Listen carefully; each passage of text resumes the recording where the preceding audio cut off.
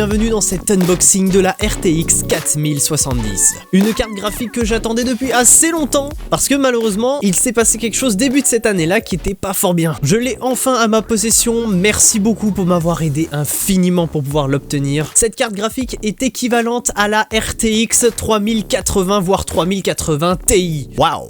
Vous rappelez-vous, il y a un an, je vous ai unboxé la 3050. Et ben voilà, on passe décidément un nouveau cap sur cette nouvelle génération. Et après tant d'années à être resté sur les 50, je passe enfin sur une 70. Ce qui va me sauver pour beaucoup de points, vous allez voir. En tout cas, le packaging de la WindForce Edition de Gigabyte reste la même que l'année dernière. Toujours exactement le même logo d'œil, alors que chaque année nous avons eu un logo différent chez Gigabyte. La boîte extrêmement classe s'ouvre un peu comme un pochoir, ou un livre manga, ça dépend, avec bel et bien la carte graphique à l'intérieur, ainsi qu'une notice que vous ne lirez probablement jamais. La carte graphique, c'est une Nvidia GeForce RTX 4070 GB WindForce OC Edition, 3 ventilateurs, un gros gabarit qu'on met seulement dans les tours ATX ou mini ATX, en tout cas pas fait pour les PC de bureau, hein, comme à l'époque. Carte graphique assez bien finie, pointilleux sur les détails, mais malheureusement je préférais le design des 3000. Et oui, ce design là je le trouve un peu flat. Ventirad un peu plus gros que l'année dernière, cette fois-ci pour une 470, un connecteur 8 pins et un seul connecteur. Et ceci parce qu'elle ne consomme que 200 watts de TDP maximum. Ça c'est cool pour les petites alimes. La carte graphique a un seul HDMI et 3 DisplayPort.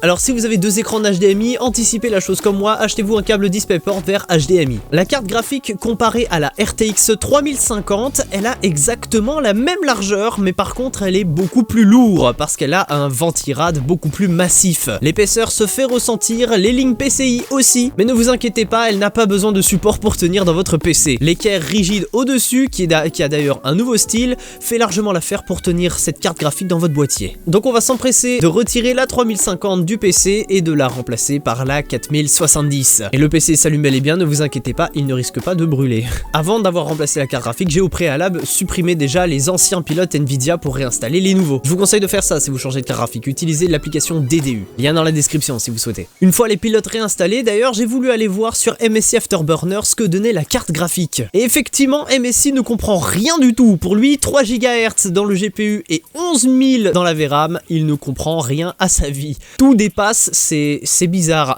En tout cas, le PC fonctionne bel et bien, les jeux aussi, beaucoup mieux que sur ma RTX 3050. La vidéo de benchmark de la RTX 3050 vs la 4070 va bientôt sortir sur ma chaîne, soyez toujours au courant normalement à la fin de cette vidéo là, si vous revenez dans 5 jours, vous aurez sûrement le comparatif de la 3050 vs la 4070. En tout cas, merci beaucoup à beaucoup de personnes de m'avoir suivi énormément dans ces aventures, à essayer de me voir galérer avec des PC de merde. Maintenant ce n'est plus le cas comme vous le voyez, j'ai enfin quelque chose de potable pendant des années, sachez que je joue en 1080p et que cette carte est réputée pour la 1440. En tout cas, pour les nouveaux, n'hésitez pas à vous abonner, ça me ferait extrêmement plaisir. Je ferai d'autres unboxings à l'avenir, il faudra juste me laisser le temps de pouvoir acquérir des objets. En tout cas, moi j'aimerais vous proposer ça. N'hésitez pas à mettre un petit j'aime si cette vidéo vous a plu, et vous, dites-moi dans les commentaires ce que vous avez comme carte graphique, ce serait vraiment intéressant. En tout cas, à dans 5 jours pour le benchmark. Moi je vous dis bye, continuez ce que vous faites sur YouTube parce que sinon ça ne serait pas YouTube. Boom!